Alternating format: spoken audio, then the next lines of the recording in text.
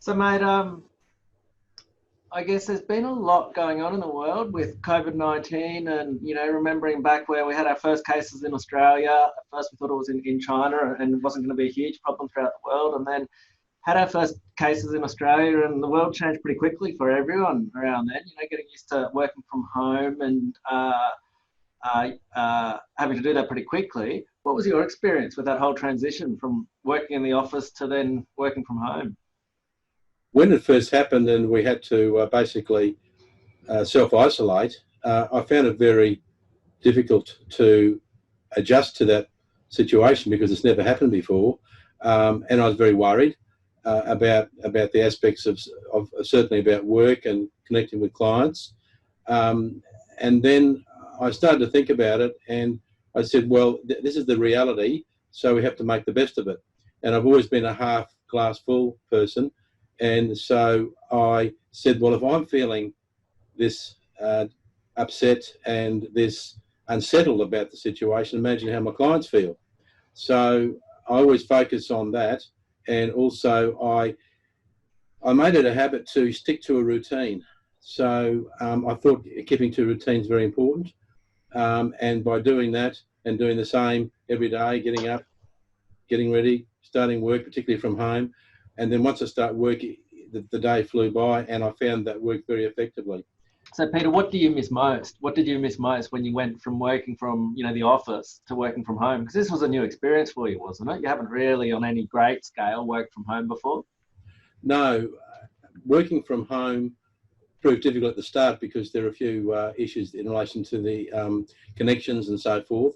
But once I got the hang of that, I found it actually a very positive experience.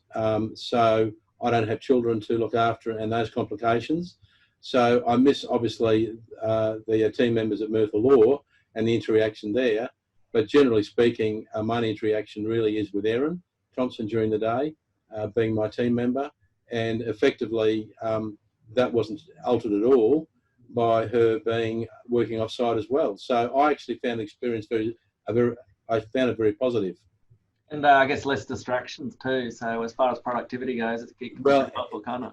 It was far less distraction, and also I found that it worked really well. So I was just able to concentrate on my work and not people coming and asking me questions, and therefore, yes, it worked very, very effectively. But you're still in the office today, Pete. So how do you feel of the transition back to doing more hours in the office again? It's good being back in the office because, again, there's the camaraderie of the team members, and also I can ask, questions of people far easier by just going into a colleague's room and asking. So sometimes it's more difficult using the phone system, and so it's been good. It's mainly there's such a good camaraderie amongst the team members that's a joy to be back in that situation. And how have you found your clients as far as having that interview with some of your clients over Zoom and that type of thing rather than face-to-face? It's worked very well by Zoom. I've had a few interviews with clients over Zoom, and what I find is I have Erin on Zoom as well, and Erin always meets with me with the clients in the office and takes the notes, and also her training as well is very important. She has a law degree and brings a lot of experience and understanding of how the legal system works, particularly family law. And so having the client and Erin and myself, it's very effective. It's always best to have the personal connection and sit across the table from them. But as an alternative, Zoom has worked very effectively, and it's been a very positive experience. As long as their significant other, their soon-to-be ex-husband or spouse isn't in the next room, mate. Yeah, well, I try to plan for that. If they were in the next room, I think I'd hear about it. Could be a bit awkward, couldn't it? Yeah. So one thing that Merthyr Law has been a part of for the last couple of years now is this online questionnaire. So I know, there's a lot involved in your initial meeting typically, which is a lot of fact finding of, details of the relationship and of the assets and liabilities and of the businesses and stuff. So, that's a lot of kind of, I guess, data collection in that first meeting that you do, and then, you know, expensive lawyer rates to kind of reproduce that data into, you know, spreadsheets and into, you know, correspondence, etc. Whereas now the clients have got that ability in their own time. They can, via our website, answer a lot of those questions and do a lot of that fact finding beforehand. So then if they meet with you, you're armed with this really, really well presented information that you might have a few more questions over a few points of it. But I guess that can mean there's a lot of cost savings. I mean, a time savings for that initial meeting, meaning you can get straight into that bit that clients actually want, which is giving that, you know, bringing your family law experience and giving that advice. How have you found that process, and how have your clients found it? That process is extremely valuable. The document that clients are requested to fill out is very thorough. It's very focused on what the Family Law Act requires me to advise clients about, because with the Family Law Act, in relation to property settlement, it's a four-step procedure. First, you have to establish what the assets and liabilities are. Then you have to talk about contributions, and then you talk about, and contributions include financial and non-financial. Then you talk about future needs and if there are children. And so all that information is all the questions and the answers to which I require are all set out in that process and that online process, and it's extremely effective and a huge cost saving to the client. So when the client comes in, I have all the information I require. I've already considered what I need to advise the client of, and it certainly is a very time and cost effective manner of dealing with clients. And the clients also feel very empowered too by going through that process. They're seeing what I need, and therefore when I advise them, they understand the process far better. So it's an extremely valuable tool, both for me as the legal advisor and most importantly for the client, because it gives them the satisfaction and the involvement in the matter, which is very important, because as I always say to clients, there's no I in team, it's a joint effort, and I found it a very valuable process. So let's not just talk about it. I'll share the screen and show how clients can you fill that out. And we'll also have a bit of a look at the report, a dummy report that it might generate. So Peter's sharing now our website. And so is stuff about starting your wills online, meeting our team. And we've also got family law online, start your will online. So here's one spot you can click it, also get started online up the top. Your family law online, wills online. So just tick the family law function. And this is really, really easy. So, you know, a client can be doing this at night time, out of work hours. They can save it and they can come back to it. And it's just, you know, pretty easy questions. It's been designed as a series of questions to answer that then generates a really tailored report for us. So in this example here, you know, is it as a result of separation or a financial agreement? What services we offer, gives you a bit of guidance along the way. Yes, currently married. I won't go through the whole process here, but you'll see that they're pretty easy steps and options there. What I'll do now is I'll actually have a look at that other end of some of the reports that can generate. And so here's just a bit of a look at the report. And so this is the one that I believe both the client and Merthyr Law gets this report. So this is presuming it's been filled out. That's the executive summary, and that is, it even gives important information as to what the relationship between the parties is in relation to whether they're amicable or not, and that gives a lot of insight as well into the requirements I have to know how to advise the client. Yeah, so look at these details. I'm just having a look here. Got the basic kind of executive summary, how long the relationship's been, you're separated, you know, what the education, the kids, the family tree, what their situation is. Then, you know, you've got more detailed information, bank accounts, asset liabilities, student loans, those kind of things. Now, it gives you a lot of prompts along the way to help you, you know, fill out some of these details. And as you know, you were saying before, Peter, who made what contributions to that relationship? Yes. Yes. No. Yep. It's very good. And details and your confidence level in what your the valuations of those assets might be. There's some questions here about the partner's business, what it looks like, and some basic kind of figures about that. If a client doesn't know any of those points, that's fine. It can just be marked, and they can discuss it further with you in the meeting. And I guess also there's different types of people in this world, Pete. There's the people who like doing homework and being prepared and doing as much information beforehand, and so then they can go into the meeting with confidence and knowing that they're not going to look silly, that they explain what they want to explain, and then even if they do get emotional in the meeting, they've already conveyed all this information to you. Or there's the people who are like, oh Pete, I don't like doing homework, I'm not good with paperwork, I'm not good with questionnaires, can we just have a chat about it? And can people still do that? Are people allowed to still see you without filling out the questionnaire? Yes, absolutely. I have my own questionnaire as well, which is in a similar format to the one that's on the Merthyr Law website. But I've got many years' experience, and so I have a list of questions that cover all those points, and I'm always happy to guide the client through it. Oftentimes, my first meeting or my first communication with the client is by way of a phone call, and I get a general idea from them in that regard, and I invite them to use the Certify process on our website. But even if I see them and they're not that comfortable in filling out that form, in the hour that I see them for the first consultation, which generally I do with my compliments, I get all the information I require. And with Erin there as well, if there's something which I haven't picked up, she will, and then we both together get a complete picture.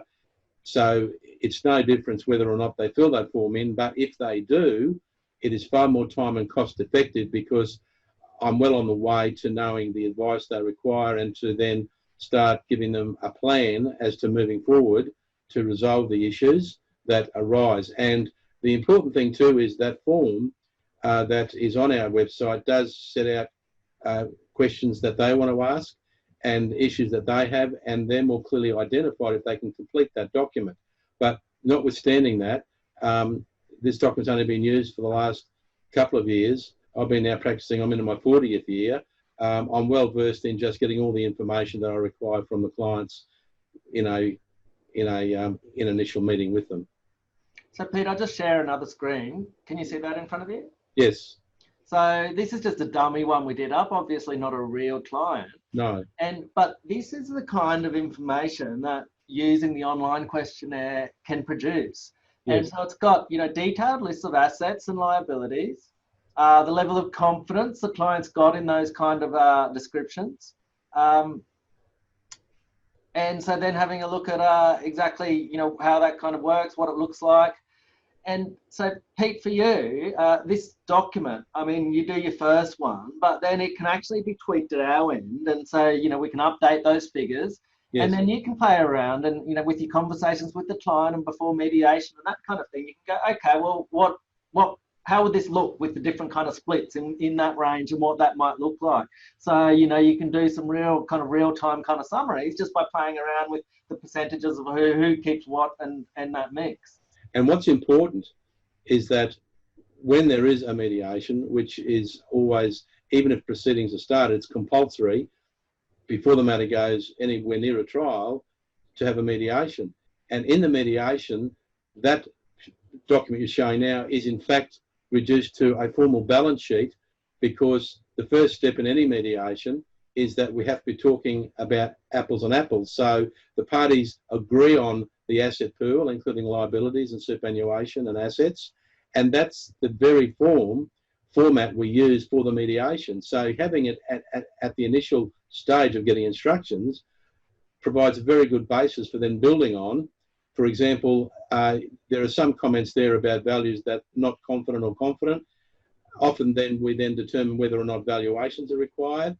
And so it's a very good process to start that way, because that, when we go to mediation, that's the actual balance sheet that is used. Yeah, and Peter, I just brought that one up. That's another document that's produced as part of this online questionnaire process. And that's the actual balance sheet that is used in the mediation. and that's the form provided by the court. So, and that's the document, because you'll see there it's got Margaret's value and Steve's value. So when you go to mediation, Steve, I would have a solicitor, and we normally would have completed valuations, and so Steve's solicitor puts all of their valuations in there, and if there's still some disagreement, we negotiate that prior to the negotiation or the mediation going into the actual negotiation stage of the percentage of division, who gets the assets and how they share the liabilities, etc. So that, starting at the beginning with that document, is very important, because that's the document we actually use at the mediation. So it's a very time and cost effective way of doing things to start at the beginning by completing that document, which has been very carefully crafted for that exact purpose. And Pete, your initial meeting, if someone wants to come in and meet with you, I don't think we charge anyone for doing this certified process. You know, we incorporate that into our costs. How much do you charge for an initial meeting?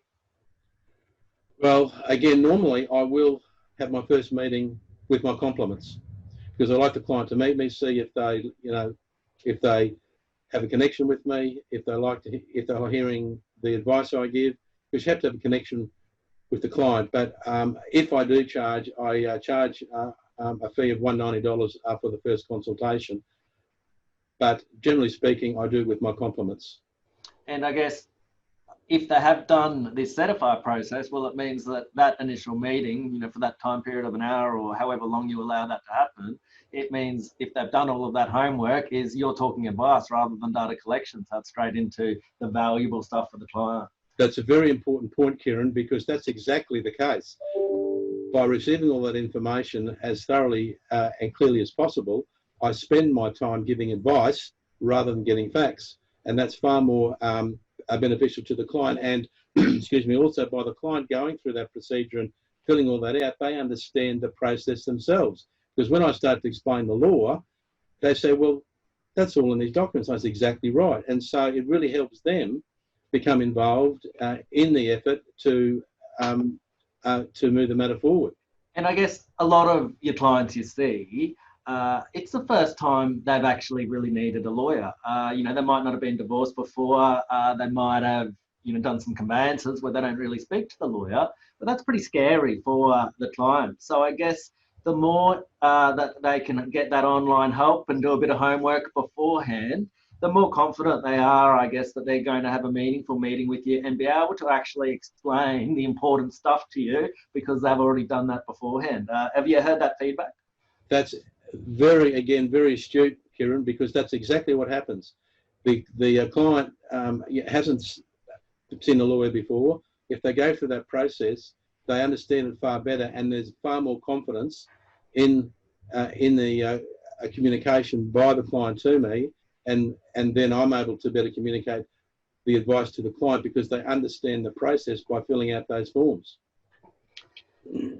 Yeah, great. So, Pete, I guess moving back to you were referring before to the courts, and we're in this webinar at the moment, in this recording, is we've got the COVID-19 crisis around the world. Touch wood, Australia is doing better than a lot of other places, but we're still in a social isolation and still a lot of business as usual hasn't returned. It's still there's a lot of limitations on who we can see and what we can do. And so for family law, what's the story? Are the courts still open for business, or have you not been able to get before the courts at all? No, the courts have adapted very well to this unusual situation, particularly the social distancing.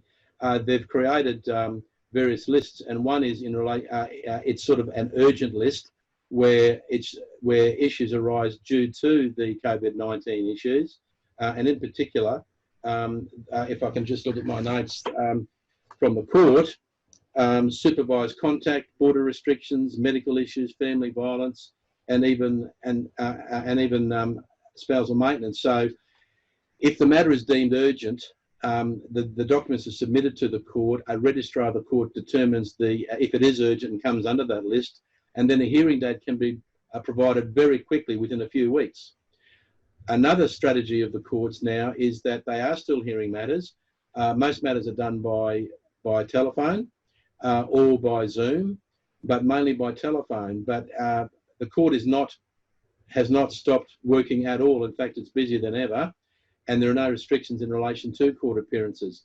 However, the court is also directing that, well, there's a court direction that wherever possible, if, for example, a matter is getting close to a trial, they will mandate that the parties go to a further mediation. So they're trying to clear the system by ensuring that parties go to mediation again to try to resolve issues. So another interesting point too is that there's no strict requirement in relation to the signing of court documents. They can be signed electronically. In fact, they're even accepting affidavits not signed by a party, as long as the party is available to confirm at the court appearance by telephone or by other means, but not actually physically before the court, because that's not allowed, that the contents of that affidavit are true. So the court has moved very swiftly to make sure that they can still provide the thorough service that they do, even though there are current restrictions. So the courts are very much still active.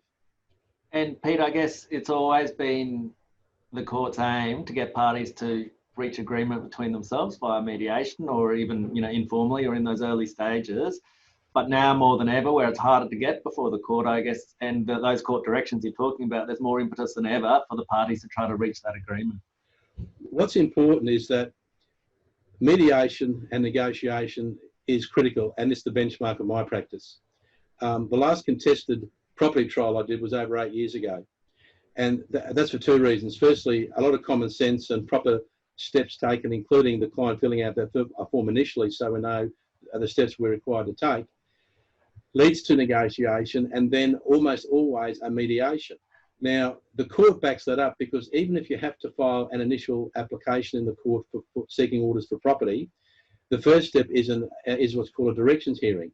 At that hearing, the court directs how the matter will proceed. For example, if you're having difficulty getting financial disclosure, that's an order you seek on an interim basis. But it's compulsory in every property court matter that it must go to mediation prior to going any further in the court. And because of the very experienced mediators that I use, and my also being a trained mediator, so I know the process very well, almost all of my matters resolve at mediation, because that's how it should be. Now, if it resolves at mediation and it's in the court, there's no further court appearance. A joint letter is done by both solicitors to satisfy the court about the orders. They're submitted to the court, and the judge deals with the matters in chambers, and the court proceedings are finalised. It's a very effective way of doing things, but even more now, the courts are emphasising in their directions that if people come before the court and they haven't attempted to negotiate or mediate, they'll have something to say about it. So that's really enforcing the way that I try to operate the family law practice at Merthyr Law. And you hear these stories, or I read these stories in the paper, of sometimes contested trials taking sometimes 2 years for judgment to be handed down. And that's after there's been 3 years of argy-bargy between the lawyers and the parties to even get to that trial. So what's your anecdotally, what's the time levels around that? Well, that's the very reason I try to make sure it never gets to that stage, because say you file a proceeding in January this year, you'd get a directions hearing maybe in May. Then all the directions are given in relation to financial disclosure, valuations, and then a mediation. They'll adjourn it off till about November. Then it goes onto a trial list. And if you're lucky, you might get a trial, particularly in these circumstances, in the middle to late the following year. And then oftentimes, once that's done, you expect, okay, I've done the trial, I'll get a decision today. You can wait up to 6 months or longer for the decision. Now, an interesting problem with that is that when the decision comes down, you imagine if a trial was held prior to the current COVID, so it was held in December last year, the decision comes down, and of course everything's changed. All the values have changed, the assets have changed. So one of the parties files an appeal because they need to have the matter redetermined because all the values have changed. So it's a totally hopeless situation.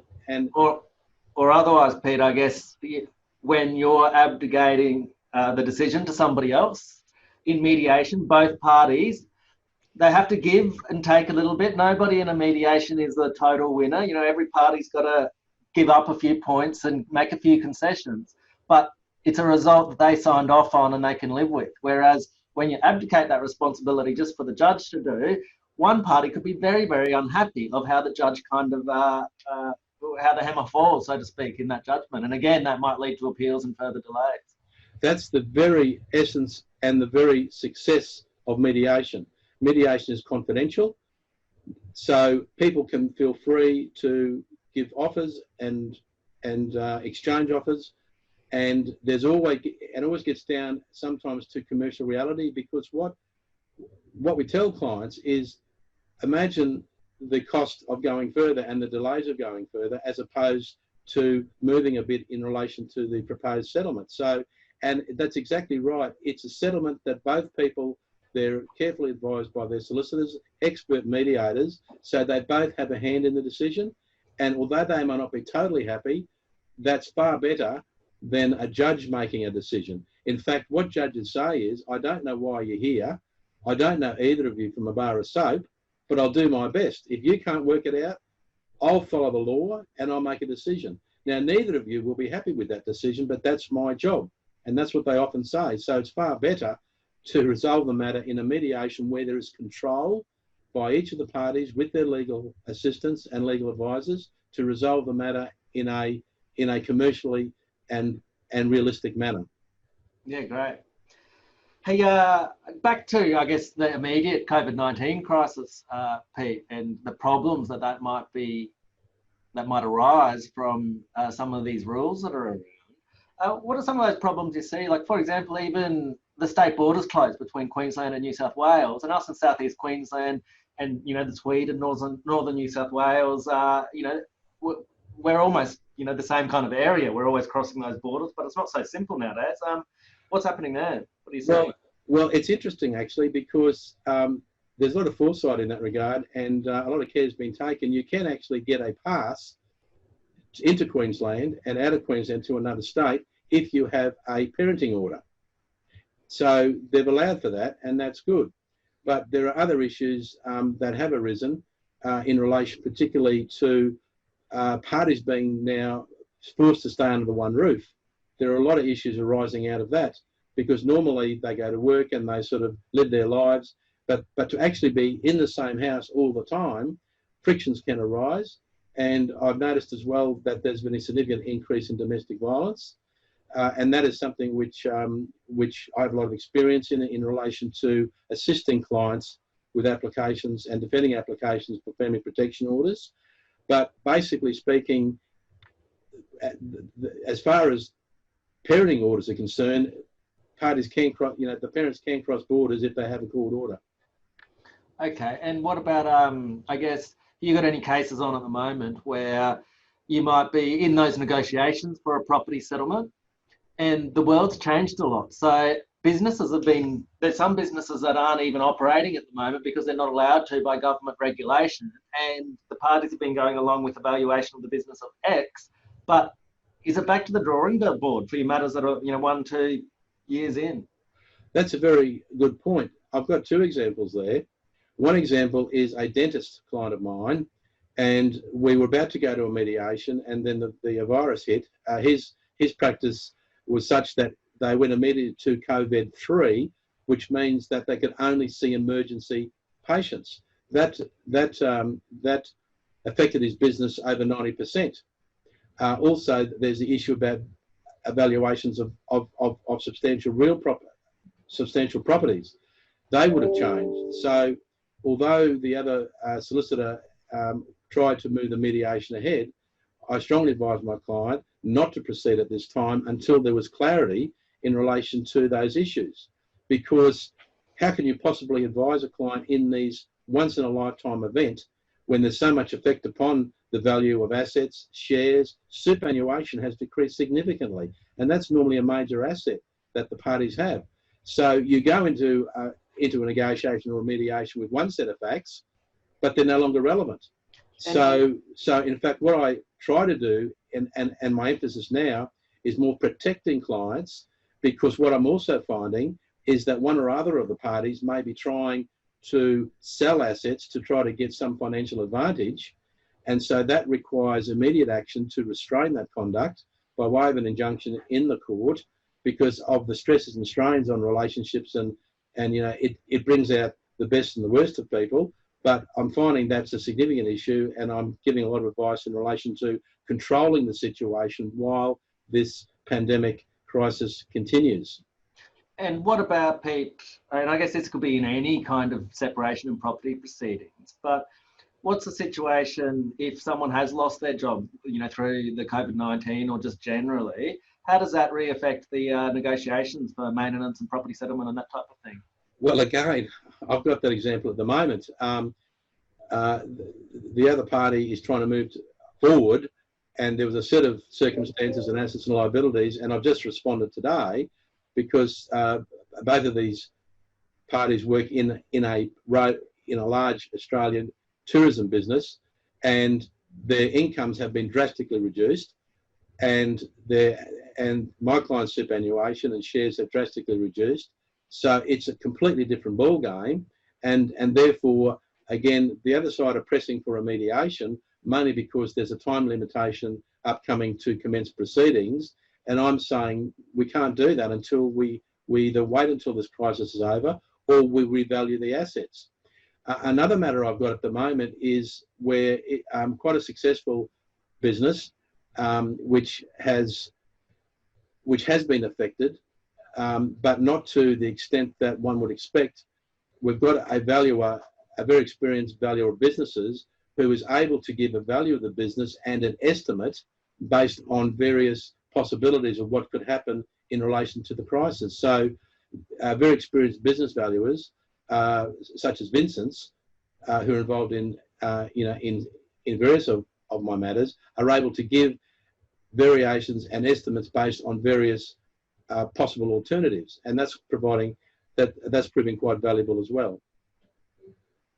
And so, Pete, you mentioned before that I guess the COVID-19 and people spending more time in that home front and with their families and the homeschooling and that kind of stuff.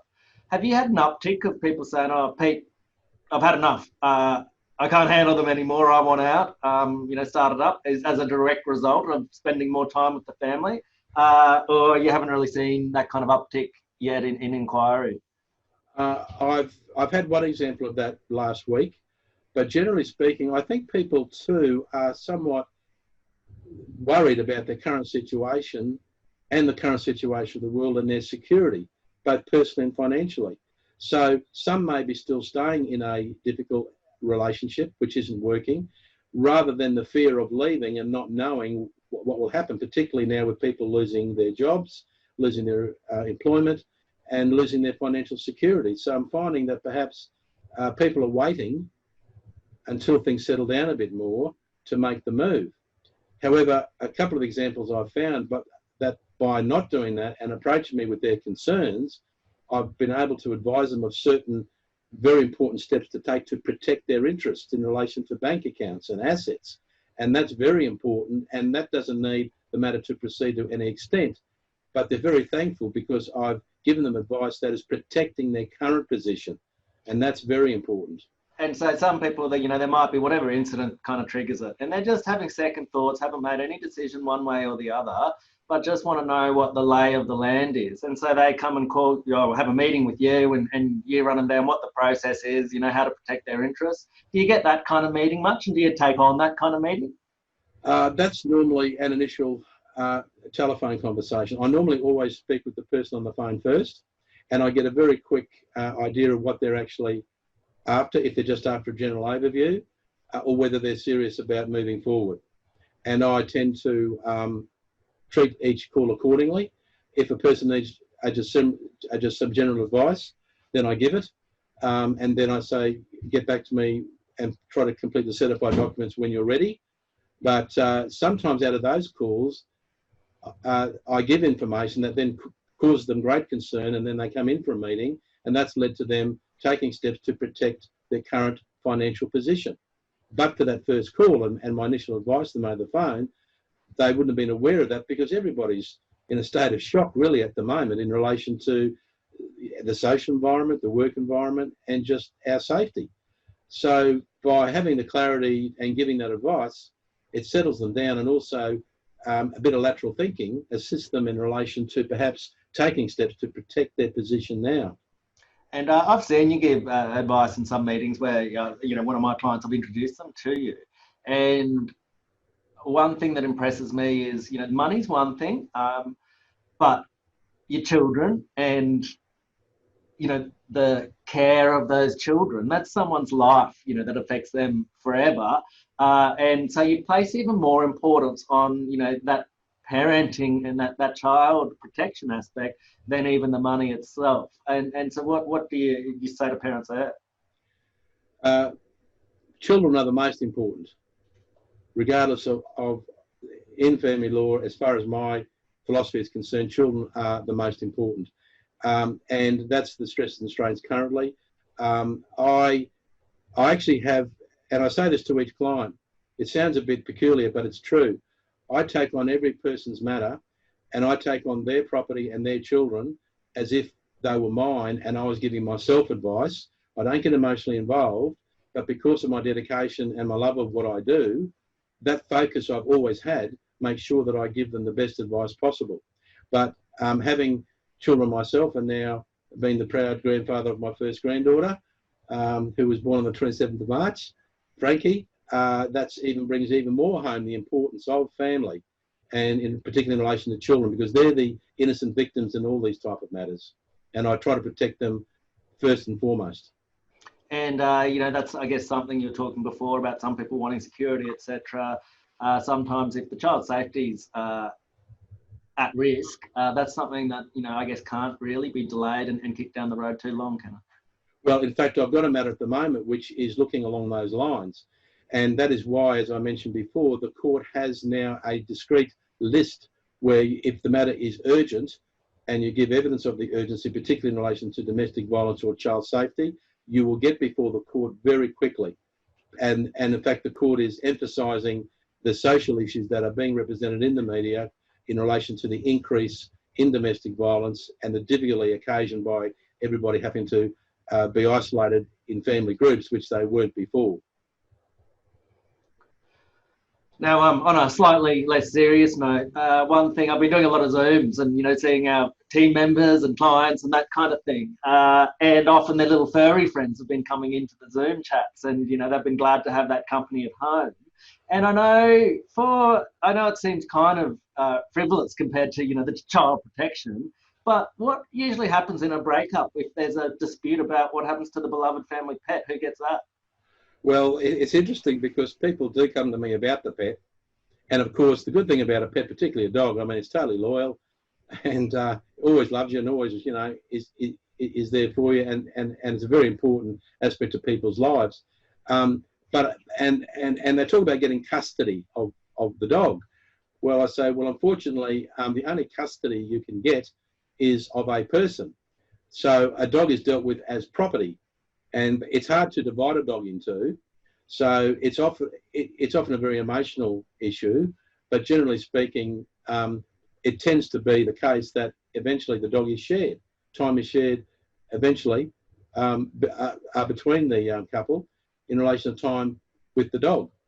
But you know, seeking a custody order, I always have a quiet smile on myself because they think quite properly that it's their child. But unfortunately, under the law, it's an item of property. And can it be dealt with legally, like in a binding kind of nature, in a financial agreement or anything like that? In a court order or a binding financial agreement, it can be included the dog as property, yes, and who gets the dog and even the sharing arrangements. Yeah, so even when you move in with someone, you could even have a financial agreement which says, hey, if we split up, I get Bingo the dog. Correct.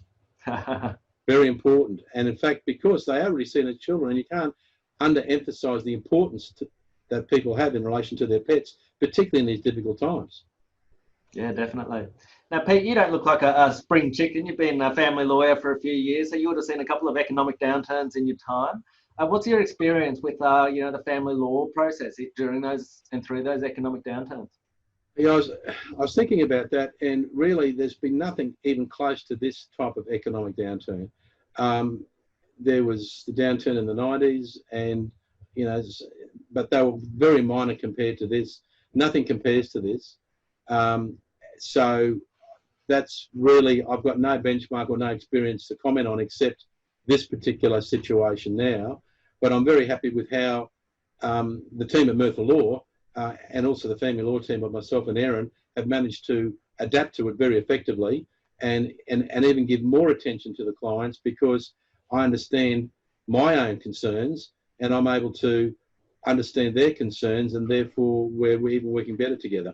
And what about from couples' perspectives? Do you think people persevere more during an economic downturn because there's more uncertainty, or do you think they go, you know what, now that it's not even the money, I'm out of here? You know?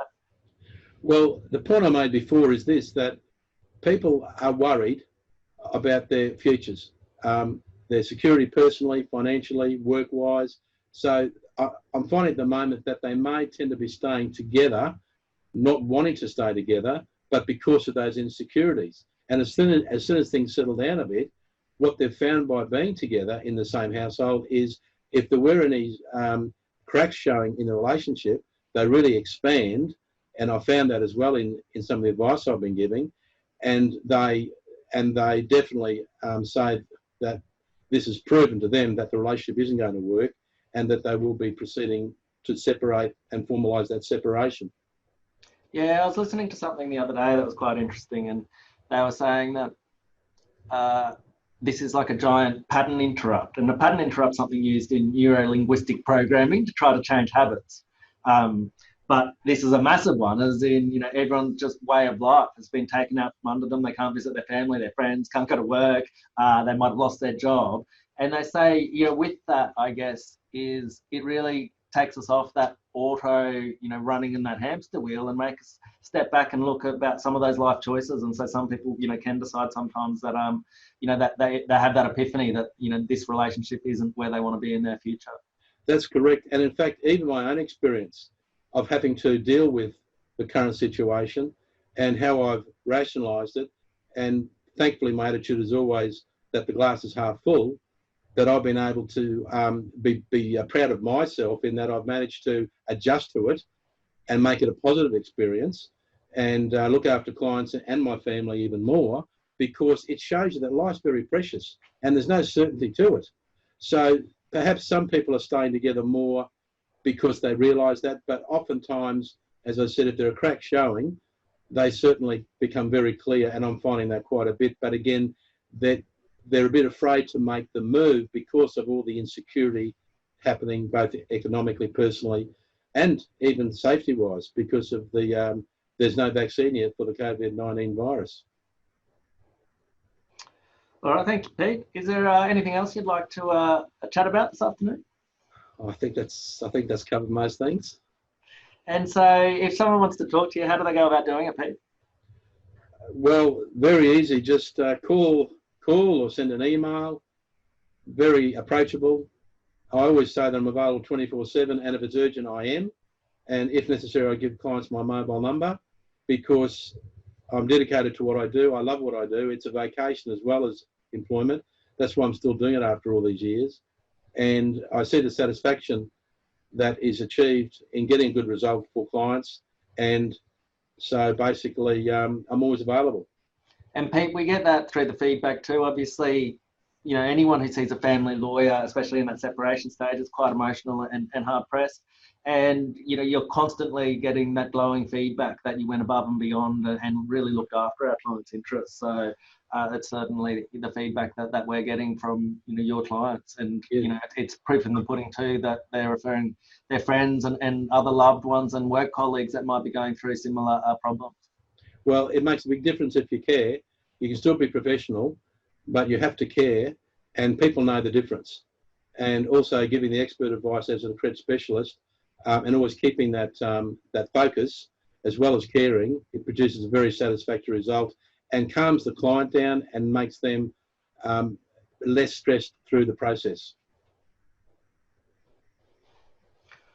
All right, Peter, and look, I guess you've been getting onto this online stuff a bit more lately, and what we do and what you're about, if we're putting anything out there into the world, Pete, is what do people want? What questions do they have? So if anyone who is listening to today's webinar has got some questions or some topics that they'd like you to cover off on and need some more information about, well, they might not be alone. So, you know, we'd love to do some more sessions, and whether that's, you know, a live question and answer session, or whether there's some specific points that, you know, they'd like you to talk about, I'm sure that could be value to other people. So please let us have your feedback of, you know, what kind of stuff you'd like Pete to talk about in the future, if you've got any of those kind of questions.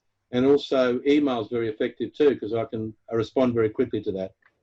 I always make it a practice to answer emails every day, the same day. All right, Pete, thanks very much for your time. That was a good chat. Thank you. Thanks, mate. Appreciate it. Thank you, mate.